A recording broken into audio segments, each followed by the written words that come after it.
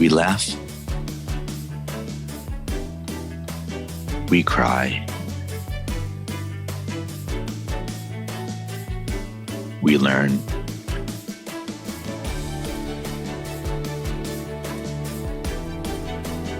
But really, what doesn't kill you makes you better at managing clients and everyone.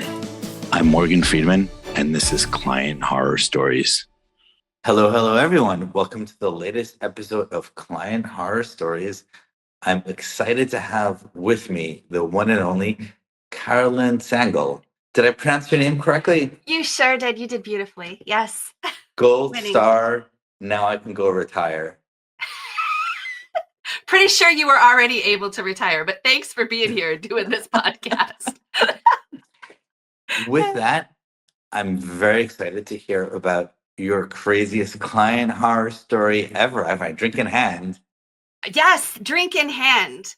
So, and it's just kind of a fun, like, stick it to the man kind of day here. I got this coffee cup from my former employer, and it says, "You're doing great." And every now and then I love, because now I have my own company, but I love to just drink out of this coffee cup and be like, "Oh, yes, I am." In contrast to the year before I got that coffee cup, I was given this one. Who in their Employee right mind nutrition facts. would ever decide to give somebody an employee coffee cup? Oh Okay. my goodness. Nutrition facts. One awesome employee. Hardworking, 100%. Determination, 100%. Passion, caring, loyal, all 100%. And regret, 0%. These facts are 100% correct. And I tell you, right now, they are, and I'm no longer the employee. Part of the reason why is this client horror story that I'd love to share. Okay. So it's from the same company that gave you the 100% employee cup. Yes, they gave me, so this particular company was a very niche specialty recruitment firm for the chemical industry. And how it was framed usually is like everybody there worked like they had their own company within a company. So Right. like I was 100% commission only. I got to choose who I worked with, what I did. I got to say no. It was amazing. So after all that touting to 1 year get this employee, the only time it made a difference was like after somebody got a job, after the company paid, after our company paid, then the following month when I could get what was due to me, since I was 100% commission only, that's where the employee part came in, because for every dollar that I brought in, I brought home like 40%. So even though I did 100% of the work. Anyway, okay. So I'm at this particular recruitment firm, and it was kind of exciting because back in the day, I came from that industry. I actually have a technical PhD in it. So for me to get an opportunity where I had flexibility to be home with my own family, help other people, make a difference in people's lives, help connect really awesome people with really great companies, I was like all in it. I loved it. And for several years, I was one of their global top performers, top 2%, blah, blah, blah. So I had this reputation of getting things done, making great matches that stayed. Mm-hmm. And there was one particular assignment that I had heard people talking about for well over a year, but it wasn't my project. And then after about a year of it not getting done, it was like for a technical vice president role for a smaller family-owned chemical company. So this is a tale of two small family-owned companies, their internal dysfunction, and the people who say no thanks. Okay. I'm excited. So it's going to be a good one. All right. So the client company was a very small family-owned chemical company. It had grown from like nothing to over 200 people in the span of about 3 decades or so. It was founded by this gentleman who at that particular time was getting ready to try to make his exit strategy to be more of an advisor than the actual in the company. Yes. They also had an HR person. And so interestingly, it was also getting ready for the the owner's son to step into the full, operations leadership role. So that's what's going on that side. As part of doing that, they also decide, since the son grew up while that family was also growing, right? Because it was over a span of more than 3 decades. And I didn't see any particular interest in the son per se to take over this chemical company. But lo and behold, that's his last name. He's in line to do it. Fun fact, his degrees were in like Asian studies or something. Like, cool, not necessarily what you'd pick to be running a chemical company. But alas, that's why they're looking for a technical top performer. And we're talking somebody who had brilliant technical skills and management style and business skills, like all of it, leadership, all of it in one. Okay. So the job's open for over a year. Nobody's getting it done in our company. And my boss was begging me, come on, Caroline, would you just take on this one, please? I bet maybe you know some people from, your time in this industry and all of that. Right. And so I reluctantly, my gut had been saying, nah. So lesson number 1, when your gut says, nah, you can kind of, you could skip a whole lot of heartache if you listen to that up front. So I reluctantly say, I was like, well, if it's still open after September, come on back. Then I'll see, what it is. So it was, I take it on. And now I'm coming into a project midstream. And typically, if I were starting a project, I worked 360. I worked with the companies, with the candidates, and I would have an intake call, and I would try to get to know every single little detail and nuance about the company, about the position, so that I could represent it as best I could to the candidate. Well, at this point, since it was midstream, my boss is like, no, he was the client owner. And he said, no, I can't have you talk to them because that would make us look bad that we don't know what we're doing a year later. And I'm thinking, pretty sure they already know we're struggling a year later. But, on one hand, my company touted itself internally. Everybody was always saying, we're open, honest, and transparent. And I'm like, oh, okay. Like, I actually was open, honest, and transparent, both sides, good or bad. That's how I operated. That's how I thought the company was. I believed the words that were told. And I learned in this case that open, honest, and transparent has limits. But so by first, the way, I want to jump in and make 2 comments on what you just said. First, it's noteworthy that your boss was the client owner, so you couldn't talk to them directly. And I want to point out, this is a formula I've seen for a lot of client horror stories and disasters where one person is the owner, but someone else is in practice, real life, the actual owner. Yes. And that messes up incentives. It always adds in an element of broken telephone, the children's game. Yes. And so on. So like that is a risk factor worth calling out. Absolutely. And so I'm trying to learn all I can. And now I have to rely on the notes that were placed in the system. And not everybody places detailed notes. And but I came from a science background where we have lab books and you write down everything and you write down more than you need because you never know what's going to happen. And now here I am with this form that when I did this kind of thing, it normally would be like, if I printed it 10 pages, single spaced, and I've got like 1.5 pages total because most of them were the blocks of the questions that should have been answered, but weren't.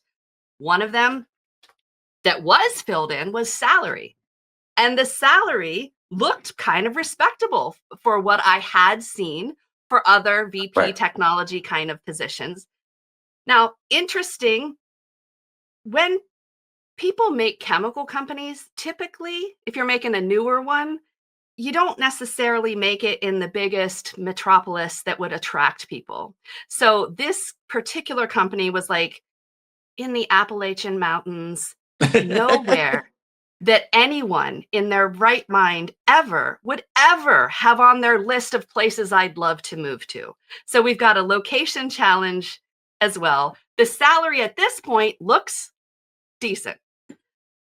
Okay, so I research as much as I can into the company, what's up, and then I start thinking, who do I know? Who do I know beyond who's already been looked at in our database?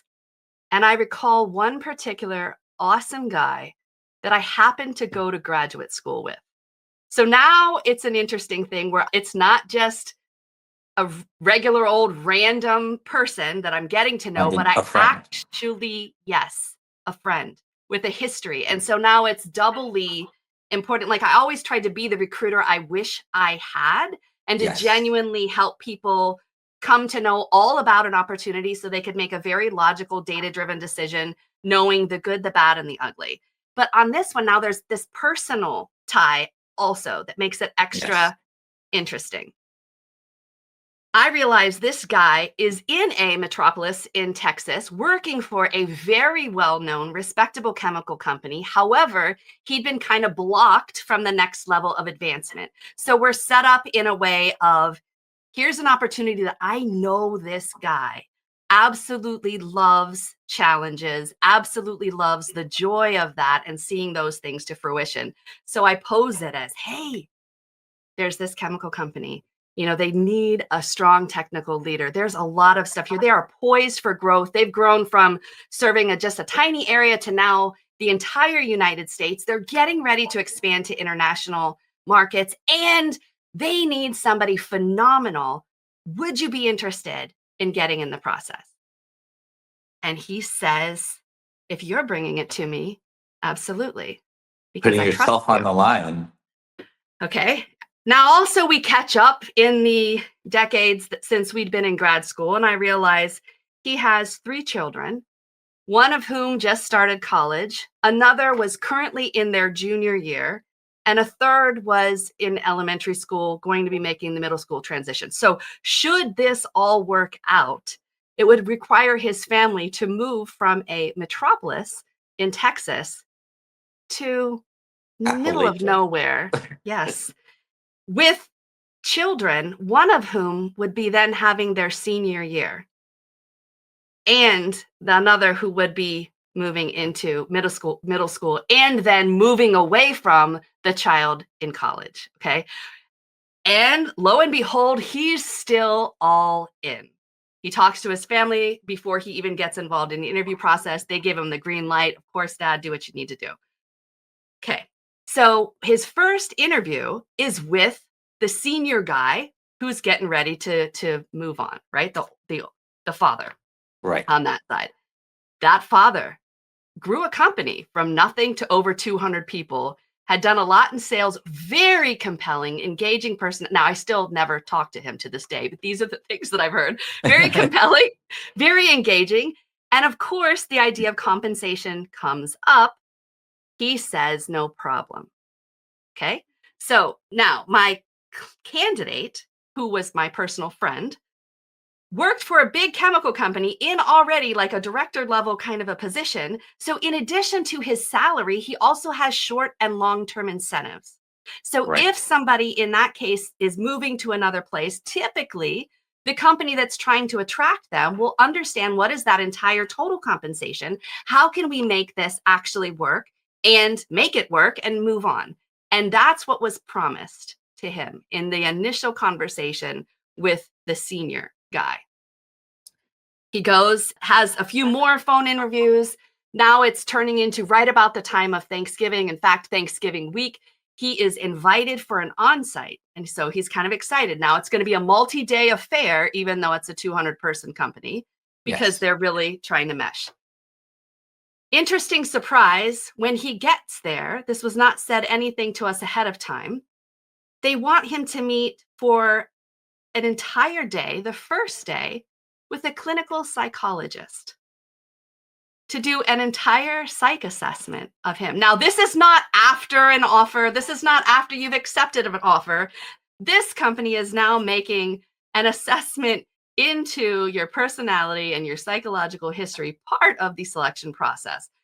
And again, this guy in for the challenge is like, sure, why not? But by the way, I want to observe that I actually think doing psych assessments like that is great, and I like them. And if it's a big, serious, expensive candidate, then a full day detailed one is amazing. So it seemed like the issue here isn't the psych assessment; it's the surprise they didn't tell him. Surprise! Right, there was consent ahead of Exactly. time. There was no, and of course, I tried to be like, help me understand the steps of the process, and I wasn't able to talk to the father or Right. the son. I was able to talk to the HR leader for a leader in a family-owned company, right? So has the position, not really the authority, because that's deferring to the family. And never was it ever brought up that this is a part of a thing. Now, in any interview, client, job, whatever, I'm pre and post talking at every single step of the way. And I usually would have done it with both sides, pre and post for the client, pre and post for the candidate, to try to be that matchmaker in the middle that smooths it all out so everybody has their best outcome.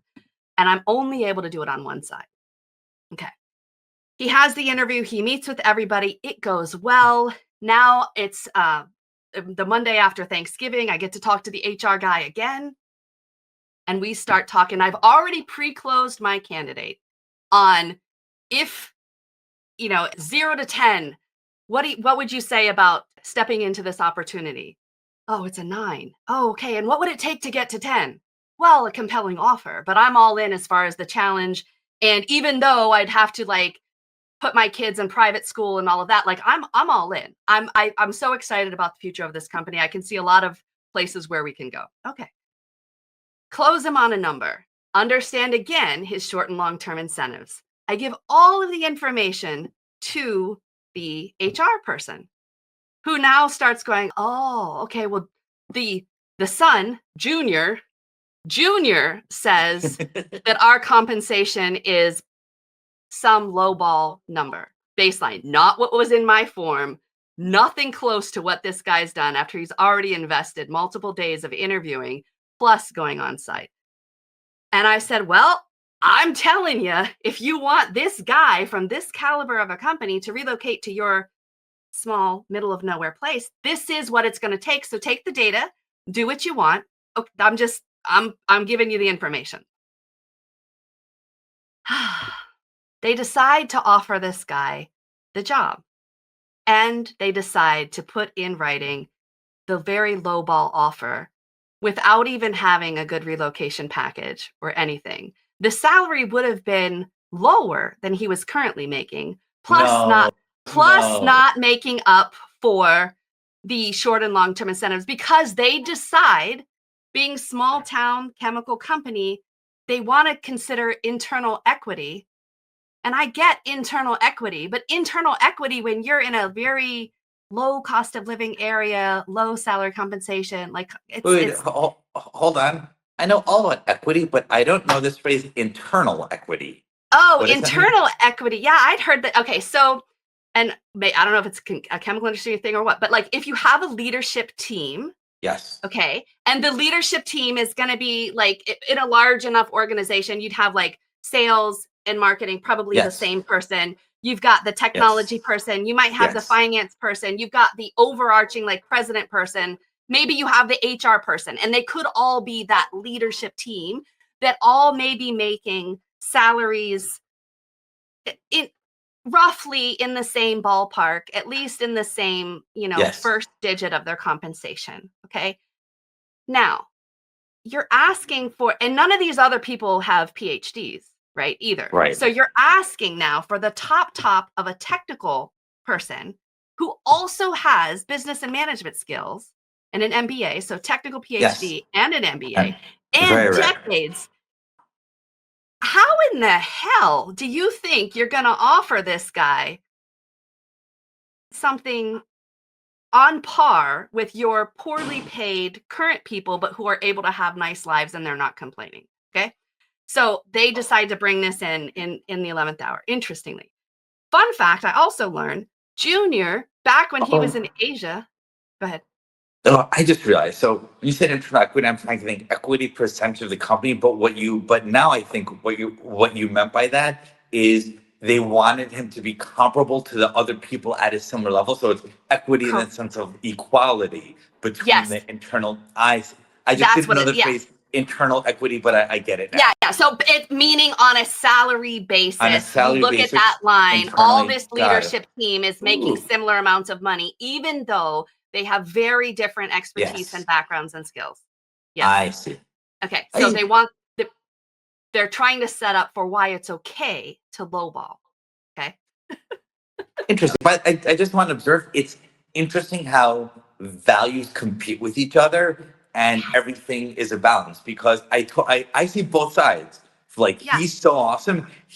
And there's so few people like him. He Yes. deserves much more. On the other hand, like, in a company, a formula for companies exploding politically is, oh Yes. my God, he's making twice as much as me. I can't believe it. And I've been here for all these years and he's just walking in. Who is he? Right? Exactly. Yeah. Exactly.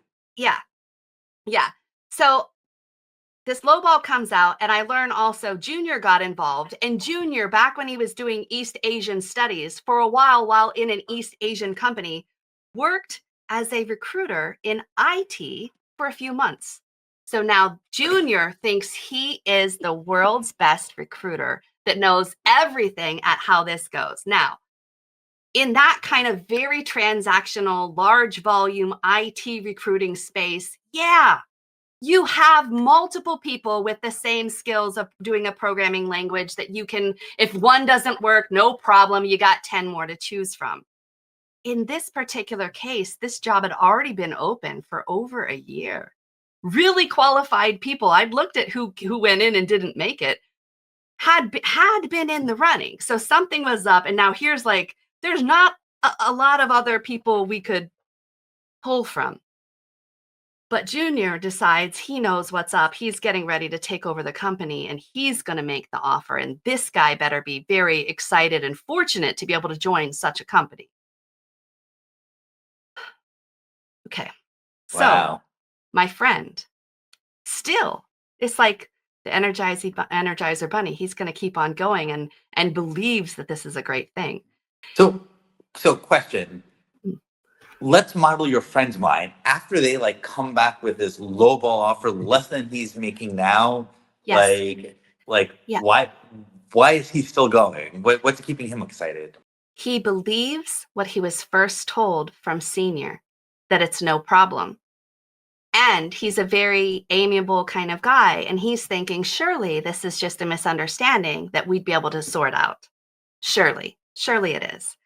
And so he's kind of on this mindset of, well, thank you for the offer. It's great that they want me. He's also starting to figure out when he could start and trusting that this is going to actually all resolve itself. No problem.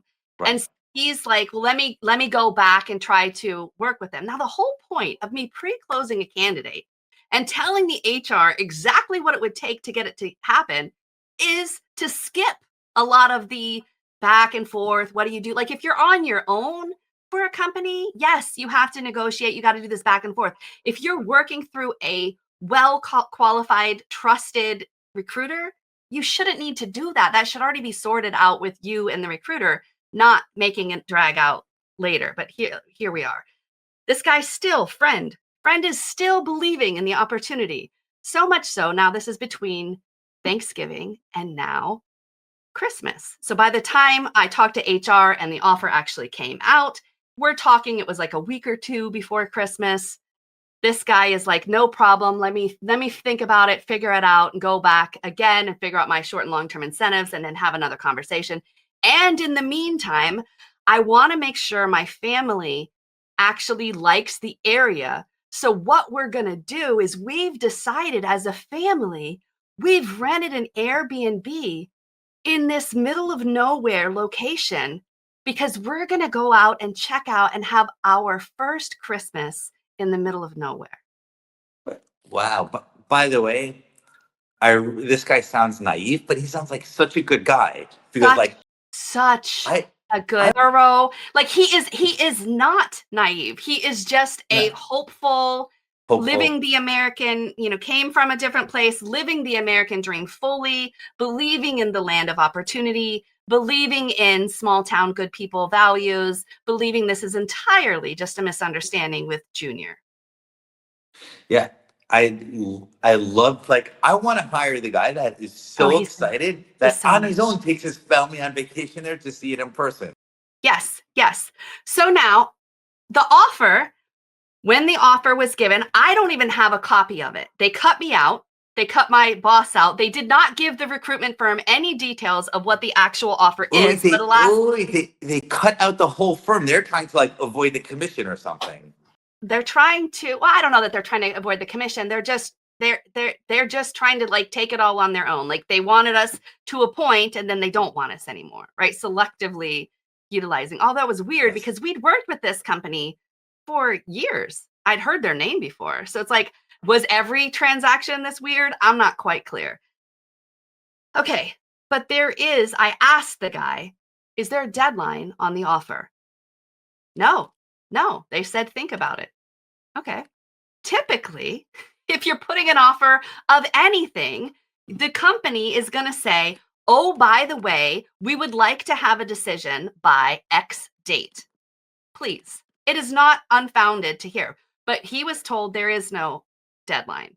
I asked the HR guy post offer, hey, is there a particular day you need to know by? No, he can take his time and think about it. Okay. So now he's planning this Christmas trip. The week, like, I don't even know, December 23rd or 24th, he's on his way driving, my friend, in the minivan, on his way to go to the middle of nowhere for his first Christmas there. And I get this, I saw a number from the area code of this location flash on my phone, but I'm trying to go to one of my kids' like holiday parties right before school lets out. And I'm like, this isn't balance. This can wait. My kid is here, right? So for once I'm doing that. There is like a rant on my voicemail of, we can't have this kind of person. Just the offer is done. Rescind it. We're not done. We can't have anybody wishy-washy. This guy should have told us some information. He's not given any information. He's not said yes. We put a very compelling offer on the table, and there is no way we could have somebody who's so wishy-washy be the leader of our technology.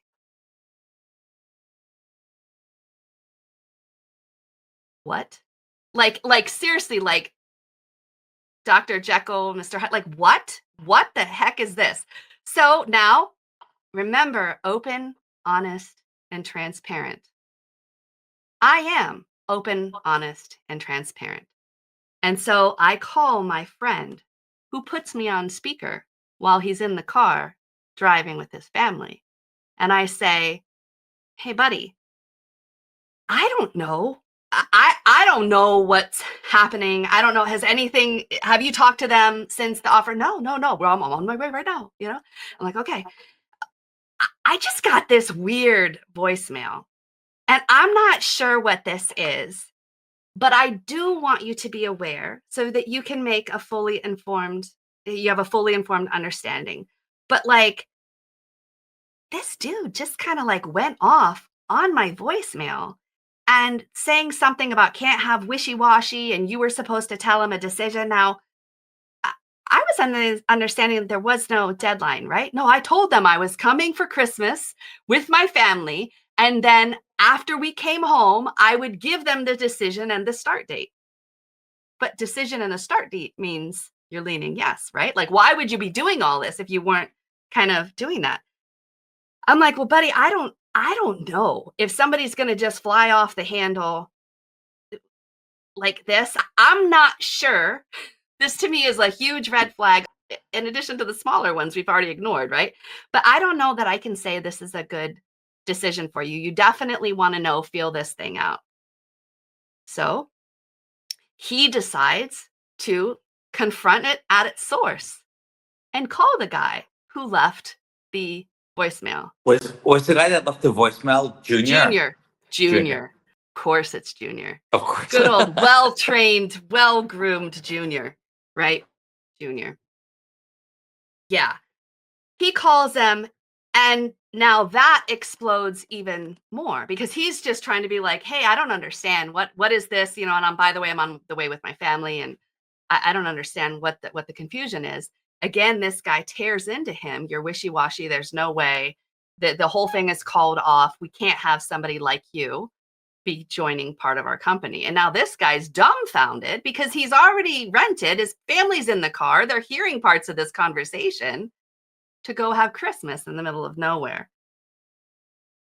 So then Junior, after that call, calls my boss, who then decides to call me now on Christmas Eve and tear into me at how horrible I was for representing the company. And I'm like, what happened to open, honest, and transparent? I thought we're open, honest, and transparent until we're not. Like, I don't understand. Like, to me, It's easy. It's easy to be open, honest, and transparent when everything's nice, simple, and happy. The right. test of it is when things get difficult. Yes. Now, years before, there was a different client of my boss's that was having a hard time filling a position, and I come in at the 11th hour to try to help out. That client literally made people who were interviewing cry in the middle of the interview, just absolutely demeaning and just completely cutting people down in the middle of an interview. The candidates cry and they tell me this. And I'm like, what the hell? Like, and so then I tell my boss, we got a problem here, buddy. Why in the world would we want to represent any client that's making people cry? Like, that's not moving in a right direction. That's not positive work environment. I can't stand behind it. I'm going to bow out of working on this assignment because this is not aligned with who I am. And at that time, my boss fired the client. So I have no reason to think reporting. See, here's the thing. When you report problems, it can backfire and turn around that you're the problem. That is a good lesson.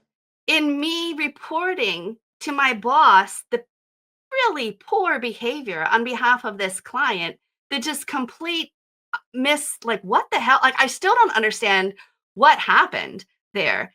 And also then reporting it to my candidate, hey, buddy, you probably want to fill this out. I don't know that this is something that could be a good move for you and your family. They fly off the handle like this. What would it be like if you're there? You certainly don't want to move and then find out that was a challenge. But yeah, so my boss decides to rip into me on Christmas Eve, the same Christmas. Sounds like a very Merry Christmas.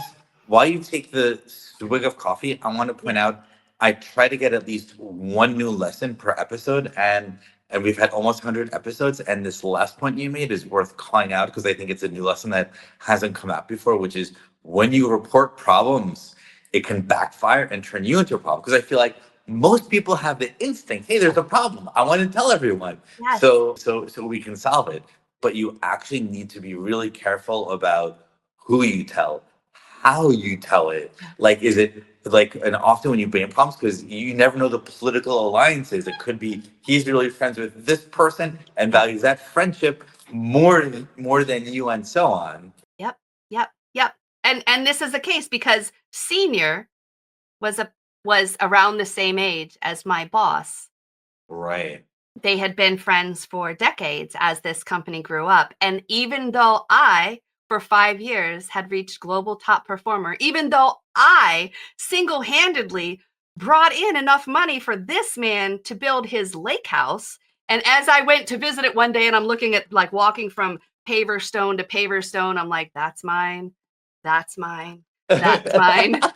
You're welcome. But yeah, in that moment, my open, honest, and transparent boss chose a bro club versus employee.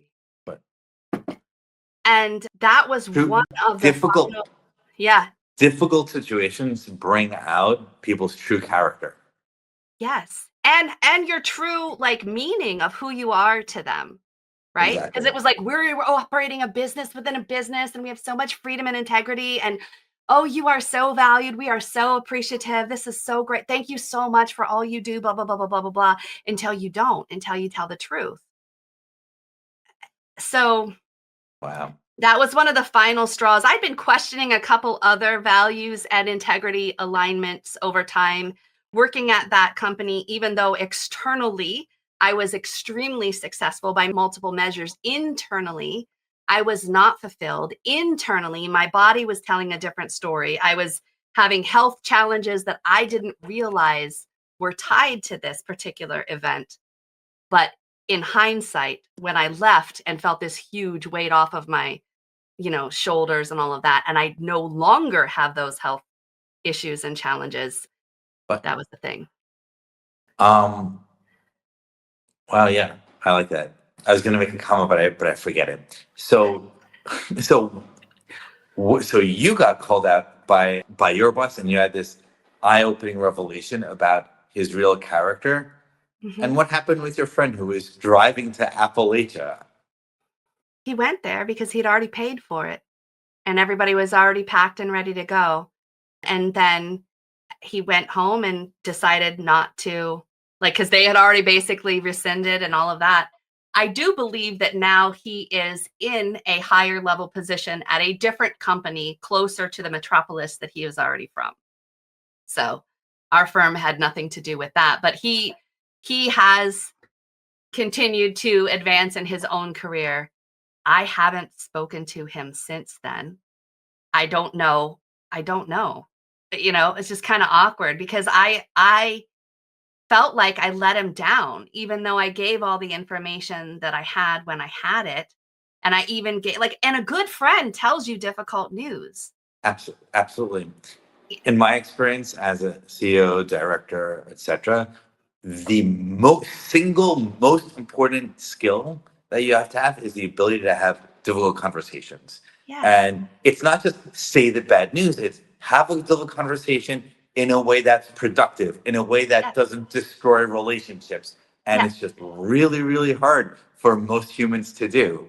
Yeah. Yeah. Most don't want to be a part of. I'm okay with having difficult conversations. I'm okay with having solutions. I'm okay with realizing somebody failed, even if it was me. Yeah. I told a different company one time there was a large chemical company that had a safety guy and they needed to build up their safety program. And so Mhm. I bring him in, and then it was a shit show because the guy, when he went for an interview, the plant manager answered 3 phone calls during the time with that guy sitting in front of him.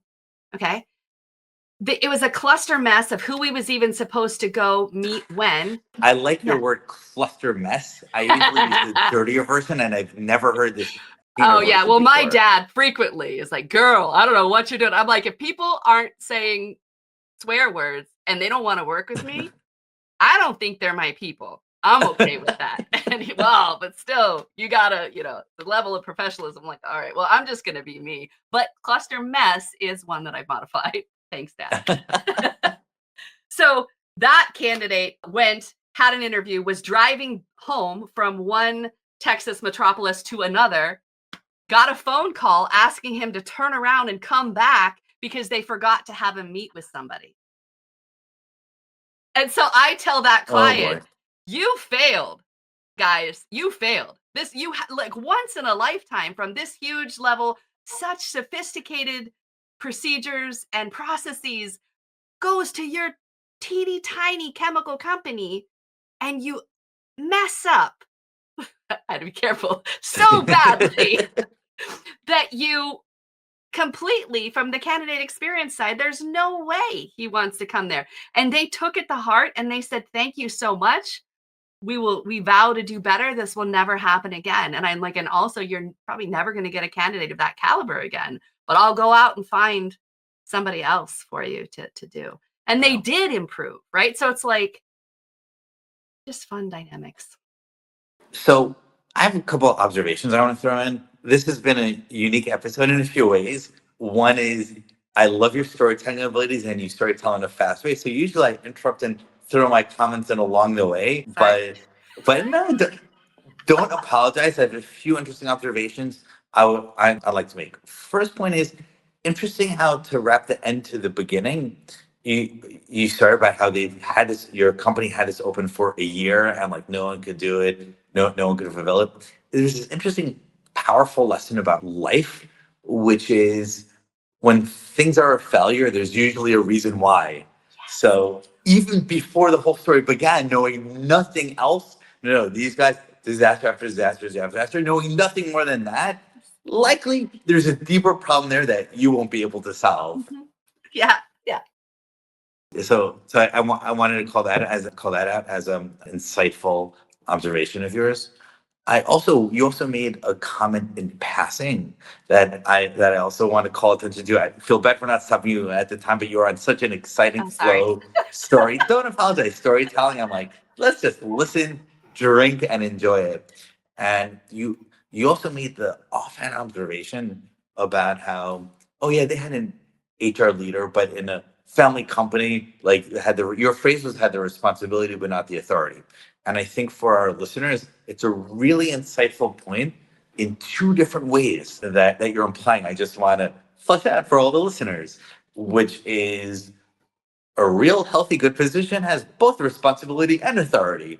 And if you Yes. have one without the other, it's kind of a formula for disaster. Mhm. And so it's a good observation, but the even more subtle than that, in my experience, this sort of responsibility without authority is endemic to family-owned companies. Because if some guy starts a company and it grows, it never develops this sort of traditional managerial class of Yeah. serious professionals.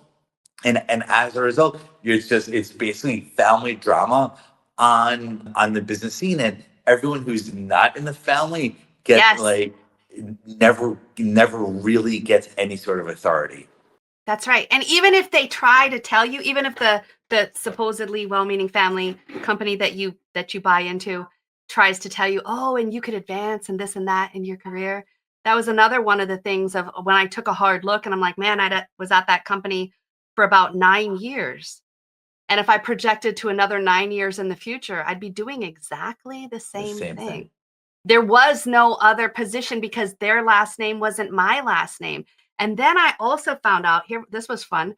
They were telling everybody, I can see you as the next leader of this company. And I believed them, right? And then I was talking casually to another person about like how their relationship, their dynamic was with the leadership team. They were newer to the company than I was, and they slip out, "Oh yeah." And he told me I could be the next leader of their company and he was looking forward to me doing that. And I'm like, "Really?" Because he told me that same thing. And then I go and ask a couple other people, "Hey, by the way, just out of just curiosity, are you slated to be the next leader of our company?" Yeah, he told me that. Even to Hysterical. the well-meaning, beautiful personality admin of our company was also told the same thing. Everyone. That's hysterical. The third, the third of the five comments that I thought of during this story that I want to share is I love the sub story about how your company had this open, honest, transparent worldview, and you slowly discovered that it's just marketing. And I wanted to point out in my experience, I found that the companies and the individuals and their groups or teams that scream the loudest that they have a particular value or virtue, whatever it is, tend to be the ones that have the least of it. And like Margaret Thatcher has a Yes. line. If you have to tell somebody you're a lady, you're not. Exactly. Yes. You read my mind. I had that I had quotes on my cubicle in grad school that every now and then I could look at. And Wow. I was a woman in a male dominated field. And but I had that one right next to Henry Ford's "Failure is an opportunity to begin again more intelligently." Both were on my, like right to the left of my, on my cubicle. Every day I would look at them. But yes. Wow, amazing. By the way, in college, I had the full version of that quote. For the listeners who don't, or viewers who don't know it, it's being powerful is like being a lady. If you have to say you or you aren't. I actually had that as my email signature for Oh. for a couple of years. And I think it makes a really powerful point, which is the telling everyone you are Yeah. is like literally implies the precise opposite. And where I think this gets especially interesting is in politics with it. And what I'm about to say in politics, I think refers to both sides, everyone equally. So Yeah. I'm not making a partisan point in any way, which is every side that's screaming, we are really for whatever, freedom, equality, you name it, insert word X. Every single time, no, they're like doing the exact opposite of that. Yes. While it's the people who are quietly working away at something tend to be like the good guys and good girls who are really trying to make it happen. Yeah. Definitely.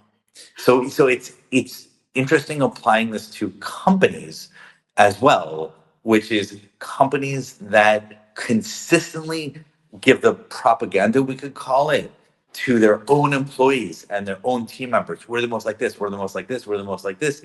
Like that, for Margaret Thatcher reasons, feels like a red flag to me, because the companies that are, don't have to say it. And as a simple HR-ish sort of examples, or sophisticated companies have a career path. There's a path to partnership in this company, L1, L2, L3, and so on. But the fact that they didn't have any formal processes meant they needed to scream it in order to attract talent. But if you actually have the processes, you don't need to scream it. Yes. 100%. There, fourth of five, and then we can wrap up. I spent a couple years managing a company in Bombay, and and I've also spent a lot of my career also running companies in different capacities in Latin America. So I have quite a lot of experience dealing with companies at a sophisticated and large level outside of what we could call the I hate the word the first world. There's probably some better phrase that I could use. The developed Western economies. Yeah. And a pattern that I've noticed is what we're calling the family-owned businesses sort of style, where like everyone is family or good friends or related somehow, and they're very impulsive and they make decisions, and no, like HR, like everyone below them has no power at all without this managerial class. I found is much more common, and as soon as you leave the U.S. And the model I have in my mind of that again, theory out of my ass. So I don't know, is these tend to be countries that don't have much of a middle class. So countries that don't have a middle class just have like the rich, powerful, and the peasants, and very few in between. That style is, in my experience, reflected on the corporate level as well. The corporation reflects society itself. Yeah, a couple guys at the top have all the power, and everyone is peasants making 10 cents a month. Yeah. Yeah. Interestingly, my boss, prior to having this recruiting firm, did work in a different global country for the longest time. So perhaps he picked up some of the management style from the environment.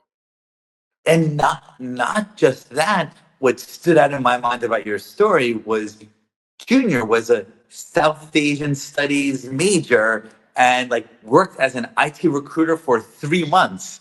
So to me, like that's also very consistent, because when he has a very little career except for the coddled family company, but that little experience is in one of these more impulsive style, Yes. non-developing world things, like it would have like reinforced all the bad patterns. Yeah, he should have been thankful to have an offer from them. Exactly. The company he'd never heard of ever, in a location that nobody wants to move to. Yeah, exactly, 100%.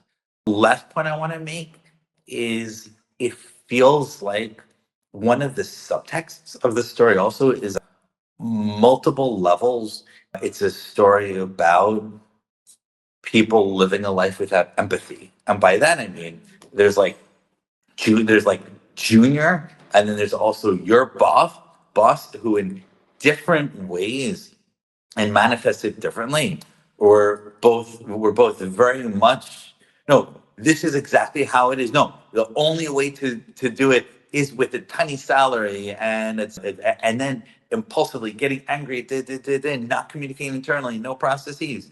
And by working that way, it actually makes it impossible to see, think, or feel it from the other guy's point of view. Oh, wait, this guy's going on a family vacation, to be like, that's a sign of his interest. Oh, we never actually gave him a deadline, and Yeah. and so on. That empathy being there. There's actually a saying from an old classic software developer, Alan Keyes. Maybe you also had this on your in I grad don't think school. so. And you covered. You had me at software developer. No, and Alan Case has a classic phrase. He says, "A change of perspective is worth 80 IQ points." And I think it's a very powerful and deep point. Oh, I see you writing it down. I am. So Yeah. it's a great observation that merely just being able to say, okay, let me see I love it. what this guy that I offered the job to is thinking, experiencing, how he's going through it. Guess what? Your whole analysis and a reaction and strategy on the situation gets to one who gets to the level of someone who's 80 IQ points smarter than you are. I love it. I love it. I think this is also a story of two other kind of points. One is any interview process is a two-way street. Oh, And a good point. company has to convince a candidate that they're a good fit and show their best face, or their realistic face, as much as a candidate has to show to the company that they could be a good fit. And then secondly, it's a story of know your own worth and value. And Ooh. if any employer or any team member or anything no longer can tell or see because your worth, your value is never in question. Where you decide to spend your time, effort, and energy is something to do. But if somebody can no longer see your value and celebrate how awesome you are, then they may no longer be your people. And you can choose yourself. So it's like some people are like, oh, how could you quit a job where you were making all this much money consistently year after year after year? And it was partially my husband said at our 20th wedding anniversary, I'm terrified we won't have another one of these because you're literally killing yourself from the stress at your job. Wow. And to hear that, and I'm like, well, we have a kid getting ready to go to college. And he said, so what? And I said, so we need the money? He said, what does money matter if you're not here? Wow. I choose you. So figure out whatever you want to do. I support you 100%. And so did I leave that company after my commission checks came in? Because the hell if I worked for free? Yes, I did. But I like to say I didn't quit. I chose me. And so that's kind of the work that I try to help other people with now, is choosing their own selves, figuring out what they'd love to do next. I love it. Beautiful, inspiring, powerful words, and the perfect words to end this episode on. So yeah, thank you. This has been a great story. You're a great storyteller. So many new, interesting insights, and it's been fun getting to know you. Thank you for coming. I appreciate you, Morgan. Thank you so much for the opportunity. And all of our viewers, we hope you've made it to the end. And if so, thank you for watching, and we hope you've had as much fun as we have. Until next time.